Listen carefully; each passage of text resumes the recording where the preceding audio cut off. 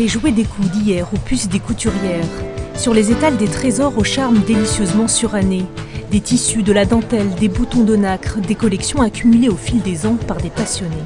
Deuxième salon des couturières, donc avec une quarantaine d'exposants. D'exposantes surtout. Ouais. Nous allons à la fois donc, du vente de boutons jusqu'aux produits finis, c'est-à-dire peluches, sacs. On a une association de vallons, les Cousettes, qui font des sacs, des plats à tarte. On a un petit coin restauration avec un plateau repas à 10 €. Et puis donc au bar, pâtisserie, pâte aux pommes de terre, crêpes aussi. Donc toute la journée avec... Forcément, pour acquérir autant d'articles, il faut du temps. Alors derrière les stands, souvent d'honorables dames d'un âge certain. Mais qu'on se le dise, la couture c'est tendance. Et dans les allées, les jeunes filles aussi trouvent leur bonheur. L'atelier de Cathy à Vallon, voilà. Elle est couturière, on va dire, de métier. Voilà. Donc elle a un atelier à Vallon-en-Sully.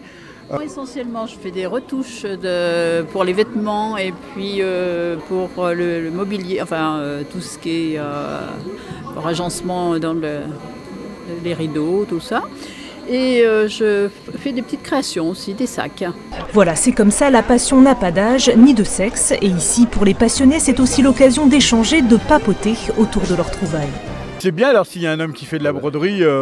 Après, comme je dis, que ce soit dans les métiers, il n'y a pas de métier d'homme, il n'y a pas de métier de femme. Chacun peut.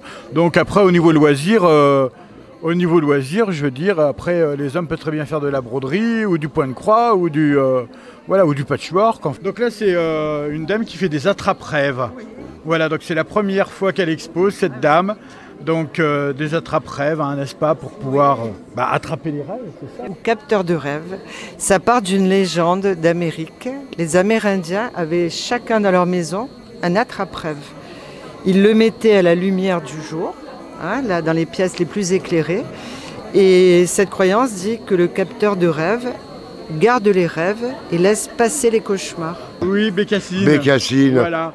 Donc cette dame, elle vient de Vallon, c'est une Vallonnaise. Elle s'appelle Bécassine ? Non, elle s'appelle pas Bécassine, elle s'appelle Marie-Aimée. Et même si l'on ne trouve pas la perle rare, il reste bien sûr le plaisir des yeux.